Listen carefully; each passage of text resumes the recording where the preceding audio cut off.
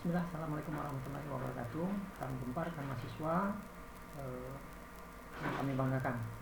Baik, pada sesi ini atau sesi 1, ini sesi 1 kita ketemu di perencanaan pemasaran KMA 4569. Di sesi 1 ini kita membahas tentang konsep dasar perencanaan pemasaran dan proses penyusunannya. Ini terdapat pada modul 1. Silakan rekan mahasiswa akses di LMS masing-masing. Ini sesi 1 perencanaan pemasaran, termasuk materi tayang ini bisa di akses dan di-download di LMS masing-masing. Ini konsep dasar perencanaan pemasaran dan proses penyusunan. Jadi potensi umum, jadi arah mahasiswa mampu memahami dan macam ya, memahami dan menjelaskan konsep dasar perencanaan pemasaran serta aplikasi dalam bauran pemasaran atau marketing. Nah, ini semua silakan rekan-rekan mahasiswa buka di SAP dan RAP masing-masing. Bisa dilihat potensi khususnya seperti apa, dan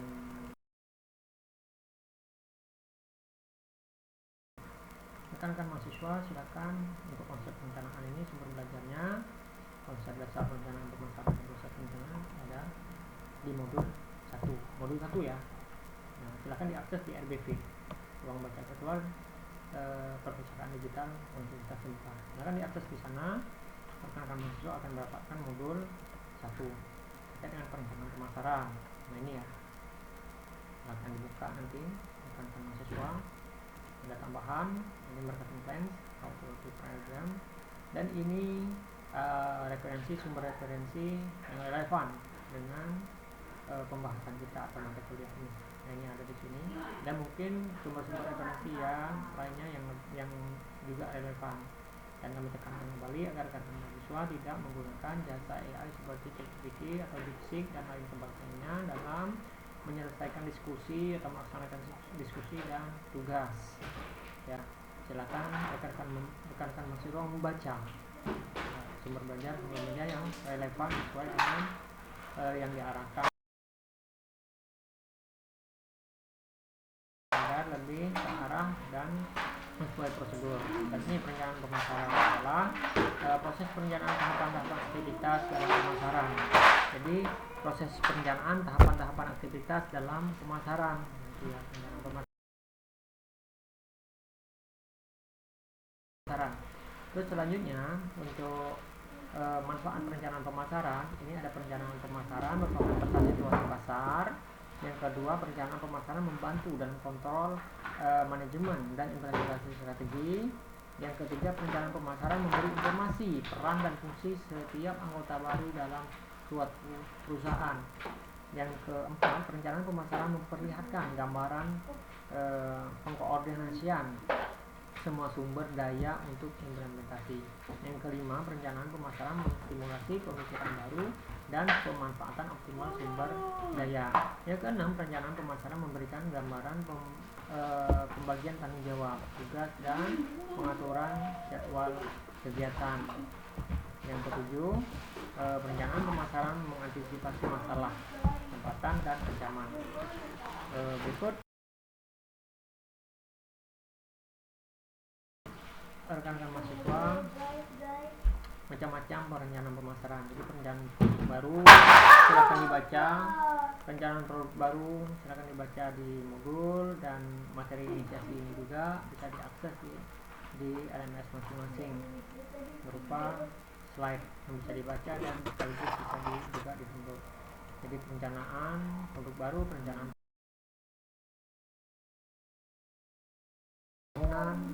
karena ya. Baik, rekan-rekan mahasiswa, ada rencana strategi. Rencana strategi adalah arah atau visi jangka panjang organisasi dan bukan isu manajemen sehari-hari. Dan ini jangka panjang. Rencana strategi menjangkau waktu lebih dari 1 tahun anggaran berikutnya. Rencana strategi ya biasanya terjangka waktu 3-5 tahun atau dokumen perencanaan strategis. Ini rekan-rekan mahasiswa agar lebih diperhatikan.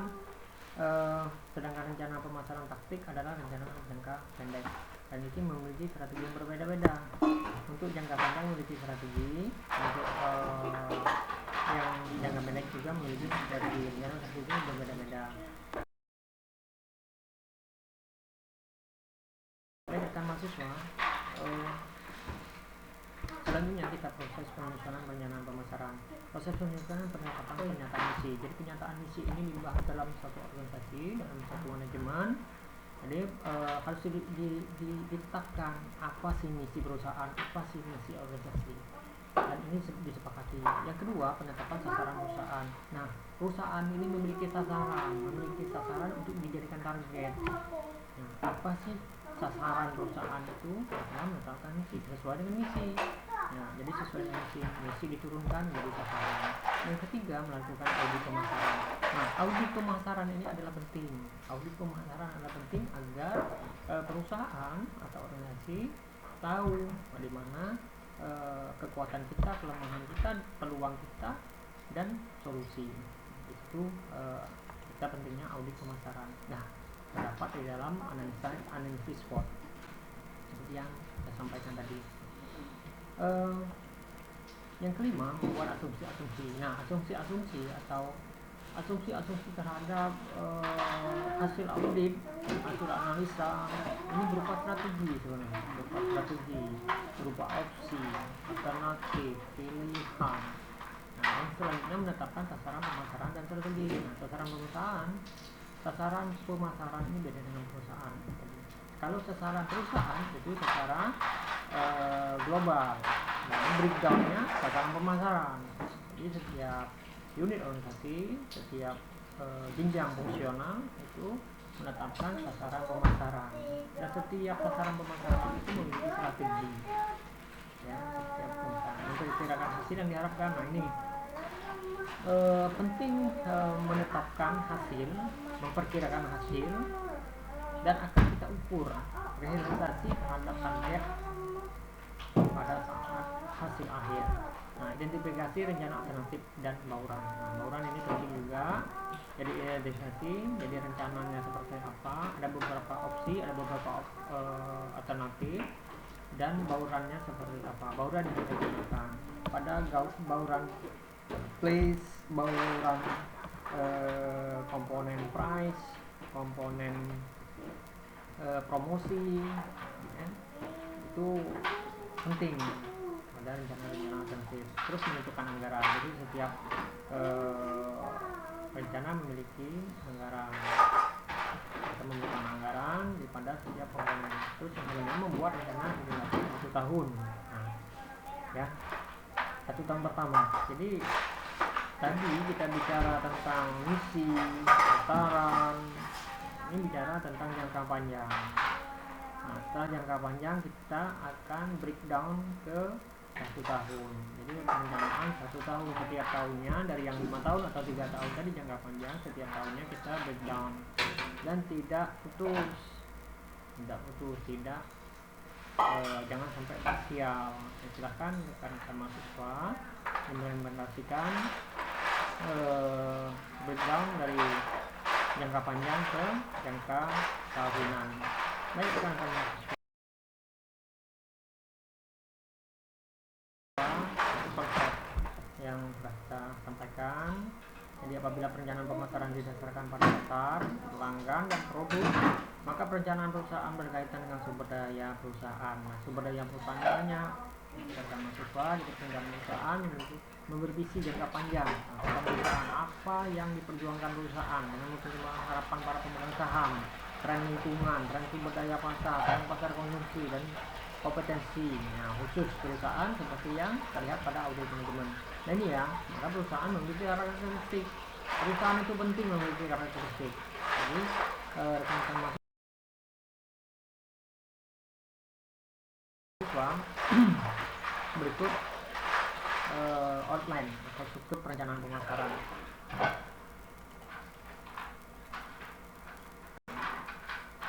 Tabel daftar isi, ya, ungkapan eksekutif atau executive summary, pendahuluan, analisis situasi, dan seterusnya. Jadi rekan-rekan mahasiswa silakan dipelajari, dipahami dari outline atau struktur perencanaan perencanaan pemasaran. Jadi banyak hal yang harus kita perhatikan di sini.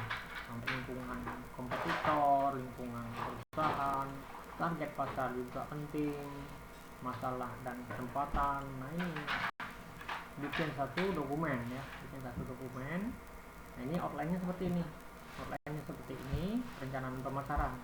Bikin satu dokumen, bagaimana sasaran pemasaran dan tujuan, ya, strategi pemasaran, semua. Nah, ada berapa bab? Ada 7 bab, ada 8 bab. Ya, 9 ringkasan dan 10 appendix.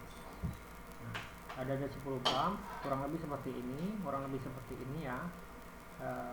Minimal outline struktur perencanaan pemasaran. Jadi silakan rekan-rekan mahasiswa dipahami masing-masing struktur ini agar bisa membuat atau mendesain dokumen perencanaan pemasaran. Kurang lebih outline-nya seperti ini. Rekan-rekan mahasiswa yang akan membanggakan setelah mempelajari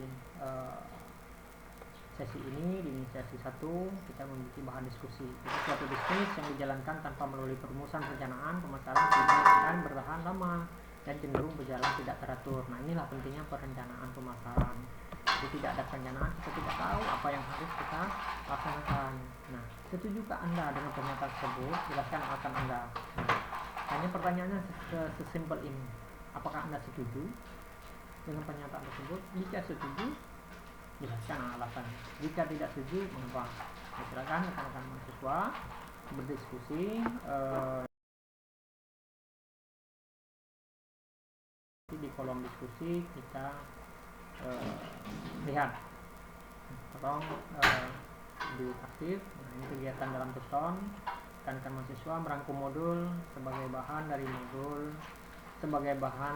bagian dari belajar mandiri yang bermanfaat untuk membuat catatan thinking dan opini modul. Nah, seperti yang dilaksanakan dalam hal slide ini, dalam hal materi PPT ini.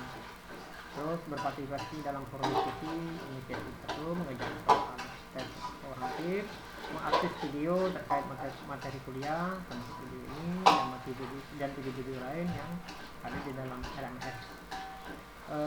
Jadi membaca 11 modul 2 persiapan pertemuan berikutnya. Nah, ini penting. Jadi semangat belajar, semoga sukses. Mahasiswa. Wassalamualaikum warahmatullahi wabarakatuh.